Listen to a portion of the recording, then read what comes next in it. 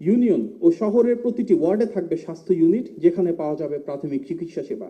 উপজেলা হাসপাতালগুলোতে আইসিইউ সুবিধা সহ জরুরি বিভাগ, ইনডোর ও আউটডোর সেবা এবং আধুনিক প্যাথোলজি সুবিধা সার্বক্ষণিক চালু। প্রতিটি ইউনিয়নে প্রাথমিক হেলথ কেয়ার ইউনিট গঠন এবং ঘরে ঘরে স্বাস্থ্য পরীক্ষা বা হেলথ স্ক্রিনিং কার্যক্রম চালু।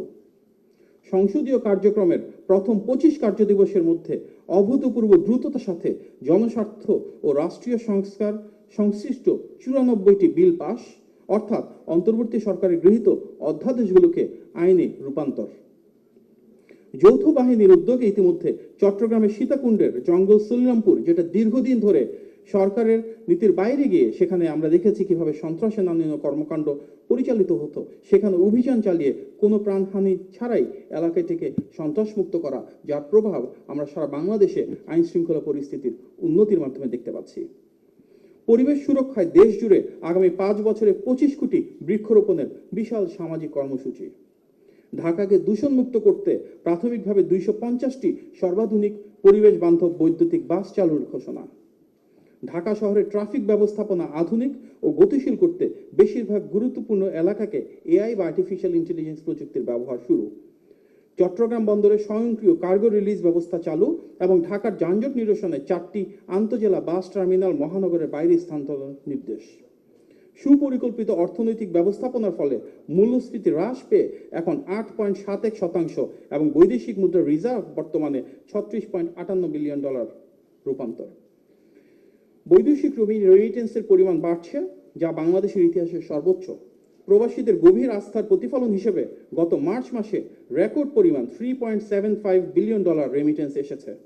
আপনারা জানেন, বিদেশে শ্রমশক্তি রপ্তানি শুরু হয় শহীদ প্রেসিডেন্ট জিয়া রহমানের সময়।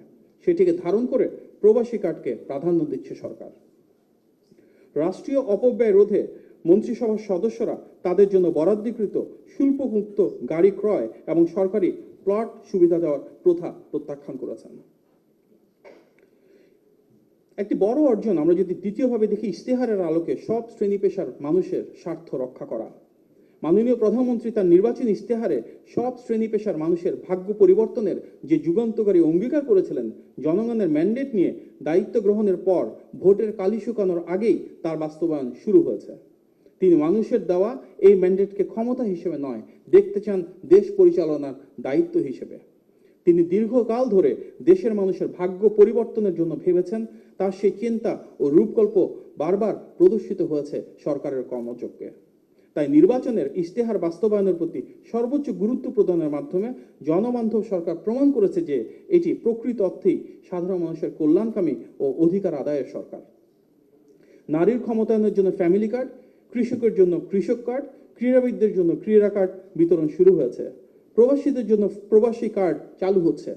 প্রাথমিকভাবে ভিন্ন ভিন্ন কার্ড প্রদান করা হলেও সামনের দিনগুলোতে সমন্বিতভাবে একটি ইউনিভার্সাল কার্ড প্রদানের উদ্যোগ থাকবে। সরকার গঠনের 1 সপ্তাহের মধ্যেই 12 লাখ ক্ষুদ্র কৃষকের 10,000 টাকা পর্যন্ত কৃষি ঋণ সুদসহ মওকুফ করার সিদ্ধান্ত বাস্তবায়ন করা হয়েছে। নারী ও তরুণদের অগ্রাধিকার দিয়ে সহজ শর্তে তাদের জন্য ঋণ ব্যবস্থার উদ্যোগ নেওয়া হয়েছে। আইটি খাতকে চাঙ্গা করতে এবং ফ্রিল্যান্সারদের সামাজিক স্বীকৃতি দিতে 2 লাখ পেশাদার ফ্রিল্যান্সারকে রাষ্ট্রীয় আইডি কার্ড প্রদানের প্রলোভন রয়েছে। নিম্ন আয়ে ও সাধারণ মানুষের খাদ্য নিরাপত্তায় 55 লাখ পরিবারকে মাত্র 15 টাকা কেজি দরে চাল সরবরাহ নিশ্চিত করা হচ্ছে। সামাজিক মর্যাদা ও আর্থিক নিরাপত্তাকে ইমাম, মুয়াজ্জিন এবং বিভিন্ন ধর্মের উপাসকদের জন্য মাসিক বিশেষ ভাতার ব্যবস্থা চালু রয়েছে।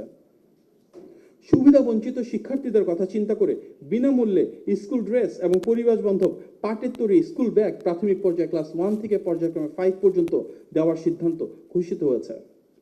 শিশুদের মানসিক বিকাশ, সুস্থ বিনোদন ও খেলাধুলার সুযোগ তৈরি করতে নতুন করে স্পোর্টস প্রতিযোগিতা শুরু হয়েছে।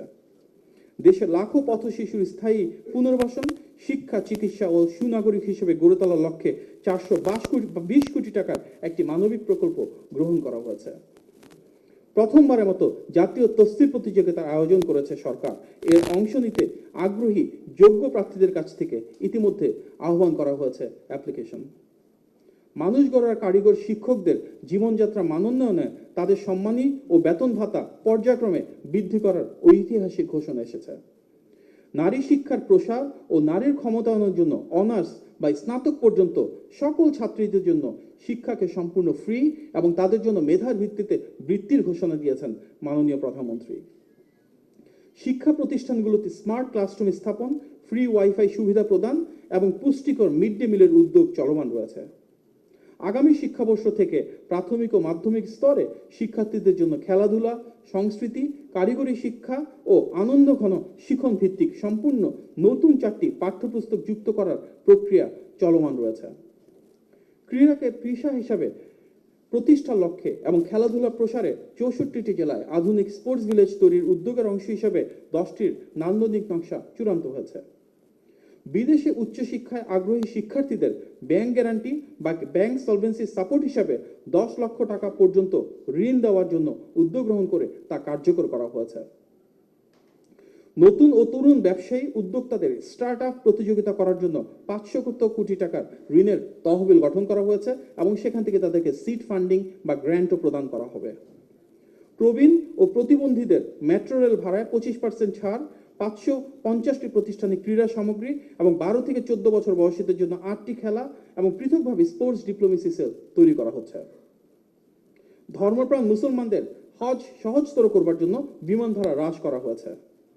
দেশ জুড়ে তারুণ্য এবং নারীকে প্রাধান্য দিয়ে কর্মসংস্থান সৃষ্টির জন্য এমপ্লয়মেন্ট এক্সচেঞ্জ চালুর উদ্যোগ গ্রহণ করা হয়েছে এবং বিশ্বের প্রতিটি দূতাবাসে কর্মসংস্থানের জন্য তাদের জন্য ডিমান্ড ম্যাপিং এর কথা ইতিমধ্যে কার্যকর রয়েছে, যার উপর ভিত্তি করে কোন দক্ষতা, কোন স্কিল সেটের কি পরিমাণ কর্মসংস্থান বিশ্বের বিভিন্ন দেশে রয়েছে সেটি নিরূপণের মাধ্যমে বাংলাদেশি বিভিন্ন টেকনিক্যাল এবং কারিগরি শিক্ষার সাথে সেটিকে সন্নিবেশ করা হচ্ছে। স্বাস্থ্য খাতে দীর্ঘদিনের জনবল সংকট নিরসনে 0 পদের তথ্য সংগ্রহের কাজ চলমান এবং 1 লক্ষ নতুন স্বাস্থ্যকর্মী নিয়োগ করা হচ্ছে, যার মধ্যে শতকরা 80% হবেন নারী। সরকারি হাসপাতালগুলোতে ইতিমধ্যে ফ্রিতে ডেঙ্গু টেস্ট করার ব্যবস্থা করা হয়েছে। শহরের অব্যবহৃত প্রায় 200টি সরকারি ভবনকে অত্যন্ত দ্রুততম সময়ে আধুনিক মাতৃসদন, ক্লিনিক ও চিকিৎসা কেন্দ্রে রূপান্তরের উদ্যোগ নেওয়া হয়েছে। তৃণমূলের উন্নয়নকে ত্বরান্বিত করতে অত্যন্ত মর্যাদা ও উৎসবমুখর পরিবেশে প্রথমবারের মতন জাতীয় পল্লী উন্নয়ন দিবস পালন করা হচ্ছে। সারা দেশে কৃষি পণ্যের অপচয় রোধ এবং চাষিদের উৎপাদিত পণ্যের সঠিক মূল্য নিশ্চিত করতে 2000টি আধুনিক মিনি কোল্ড স্টোরেজ স্থাপনের পরিকল্পনা হয়েছে।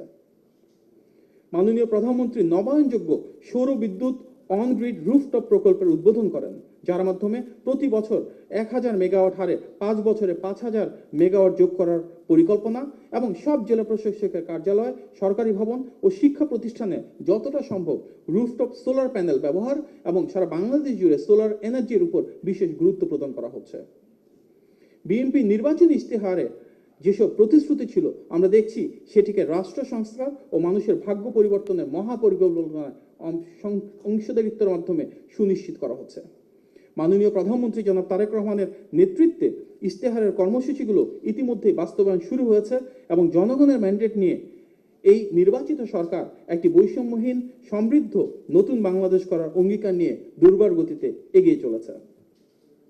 সরকার আরো একটি বড় অর্জন যেটি আমরা তৃতীয়ত দেখতে পারি, স্বল্প সময়ের চ্যালেঞ্জ মোকাবেলার সফলতা। বিগত ফ্যাসিবাদের পতনের পর ধ্বংসস্তূপে পরিণত হওয়া রাষ্ট্র কাঠামো, ভঙ্গুর অর্থনীতি এবং সামাজিক বিশৃঙ্খলা পুনর্গঠনের এক মহা সংকটকালে বর্তমান জনবান্ধব সরকার রাষ্ট্র পরিচালনার দায়িত্ব গ্রহণ করে। দায়িত্ব গ্রহণের পর থেকে নানাবিধ চ্যালেঞ্জ মোকাবেলা করে দেশ ও জাতিকে একটি সুসংহত অবস্থানে নিয়ে আসতে সক্ষম হয়েছে। বিশ্বব্যাপী তীব্র জ্বালানি ও তেল সংকট থাকা সত্ত্বেও সঠিক ব্যবস্থাপনার কারণে অভ্যন্তরীণ বাজারে জ্বালানি তেলের দাম সর্বনিম্ন রাখা ও স্বাভাবিক সরবরাহ নিশ্চিত হয়েছে। দায়িত্ব গ্রহণের প্রথম মাসেই কার্যকর বাজার মনিটরিং এর মাধ্যমে রমজান ও ঈদ উল ফিতরে নিত্যপণ্যের দাম নিয়ন্ত্রণ এবং রেলে নারীদের জন্য পৃথক কামরার বরাদ্দ, শ্রমিক বান্ধব সরকার হিসেবে শ্রমিকদের যথাসময়ে বেতন, বোনাস এবং বকেয়া প্রাপ্তি নিশ্চিতের মাধ্যমে আমরা দেখেছি কিভাবে ঈদকে উৎসবমুখর করে ফেলা হয়েছে। ঈদ উল আজহায় ভারতীয় গরুর অবৈধ প্রবেশ সম্পূর্ণ বন্ধ করে খামারিদের ন্যায্য মূল্য নিশ্চিত করা এবং রেকর্ড 8 থেকে 12 ঘন্টার মধ্যে দেশের অধিকাংশ এলাকায় শতভাগ পশুর বর্জ্য অপসারণ করা। বিভিন্ন অপপ্রচার ও ষড়যন্ত্র থাকা সত্ত্বেও বিভিন্ন ধর্মাবলম্বীদের ধর্মীয় অনুষ্ঠান শান্তিপূর্ণভাবে আয়োজন। 2026-27 অর্থ বছরের জন্য 9.38 লক্ষ কোটি টাকার বাজেট ঘোষণা, অর্থনৈতিক পুনরুদ্ধার, স্থিতিশীলতা ও কাঠামোগত সংস্কারের জন্য 3R অর্থাৎ রিকভারি, রেস্টোরেশন এবং রিকনস্ট্রাকশন কৌশল গ্রহণ। মাত্র 3 মাস 13 দিনের মাথায় জনবান্ধব বাজেট ঘটনা, অধিকাংশ নিত্য প্রয়োজনীয় ট্যাক্স কমানো, বিনিয়োগ ও বাণিজ্য বান্ধব বাজেট প্রণয়ন, শিক্ষা, স্বাস্থ্য ও সামাজিক সুরক্ষায় বাজেটের বৃহত্তম অংশের বরাদ্দ, এবং এবারই প্রথম আমরা দেখেছি বাজেটের পর বিশেষভাবে কোনো পণ্যের দ্রব্যমূল্য বাড়েনি এবং জীবনমুখী ও বাস্তবমুখী বাজেটের ফলে নিত্যপণ্যের দাম স্থিতিশীল থেকেছে, যা ইতিপূর্বে সিন্ডিকেট বা কৃত্রিমভাবে পণ্যের মূল্য বৃদ্ধি করার একটা সংস্কৃতি ছিল। ব্যাংকগুলোর মূলধন ঘাটতি পূরণ ও আর্থিক খাত চাঙ্গা করতে ব্যাংক পুনঃ মূলধনীকরণ বাবদ 40,000 কোটি টাকার বিশেষ তহবিল গঠন করা হয়েছে। বন্ধ কলকারখানা চালুর জন্য বিশেষায়িত বিভিন্ন প্রকল্প গ্রহণ করা হচ্ছে এবং সেই জন্য ঋণ সুবিধা দেওয়া হচ্ছে, যার লক্ষ্য সত্যিকার যারা ব্যবসায়ী রয়েছেন তারা যেন বন্ধ কলকারখানা আবার নতুন করে উন্মুক্ত করে তার মাধ্যমে দেশব্যাপী কর্মসংস্থান সৃষ্টি করতে পারেন। ডিজিটাল যুগের অনলাইন জুয়া, স্পোর্টস বেটিং ও ক্রিপ্টোকারেন্সি ভিত্তিক জুয়ার মরণ নেশা রুখতে 159 বছরের পুরানো আইন বাতিল করে জাতীয় সংসদে সর্বসম্মতিক্রমে জুয়া প্রতিরোধ আইন পাশ করা হয়েছে। সুশাসন ও পাচার বিরোধী অভিযানের অংশ হিসেবে শেখ হাসিনা ও তার পরিবার এবং 10 শিল্পগোষ্ঠীর দেশে বিদেশে 76,000 কোটি টাকার জব্দ এবং পাচারকৃত অর্থ ফেরাতে 10টি দেশের সাথে চুক্তি সম্পন্ন ও চূড়ান্তকরণ। প্রায় 100% শিশুকে দেশব্যাপী সফলভাবে হামের টিকা প্রদান এবং কর্মজীবী নারীদের সুবিধার্থে মাতৃত্বকালীন ছুটির মেয়াদ বৃদ্ধি। হযরত শাহজালাল আন্তর্জাতিক বিমানবন্দরের অত্যাধুনিক 3rd টার্মিনাল দ্রুত সময়ের মধ্যে উদ্বোধনের লক্ষ্য নিয়ে দ্রুততম সময়ে কাজ সম্পন্ন চলমান। সরকারের সুদক্ষ অর্থনৈতিক ব্যবস্থাপনায় BPM 6 অনুযায়ী দেশের রিজার্ভ $1.88 বিলিয়ন বৃদ্ধি পেয়ে $31.98 বিলিয়ন উন্নীত। বিগত ফেব্রুয়ারি থেকে জুন 2026 সময়ে $20.05 বিলিয়ন পণ্য রপ্তানি হয়েছে, যেখানে জুন মাসের রপ্তানি আগের বছরের একই সময়ের তুলনায় 26% বৃদ্ধি পেয়েছে। আমিনবাজার একটি বর্জ্য থেকে বিদ্যুৎ কেন্দ্র বাস্তবায়ন, যেখানে প্রতিদিন প্রায় 3,000 টন ঢাকার বর্জ্য প্রক্রিয়াজাত করে 42.5 মেগাওয়াট বিদ্যুৎ উৎপাদন করা সম্ভব এবং 2028 সালের আগস্ট থেকে জাতীয় গ্রিডে বিদ্যুৎ সরবরাহের লক্ষ্যমাত্রা নির্ধারণ। আমরা দেশব্যাপী ওয়েস্ট টু এনার্জি প্রোডাক্ট কীভাবে বাড়ানো যায় এবং কীভাবে এনার্জি আরও বেশি রিনিউয়েবল এবং রিসাইক্লেবল সোর্স থেকে করা যায় সেগুলো নিয়ে মাননীয় প্রধানমন্ত্রীর নির্দেশনায় কাজ করছি।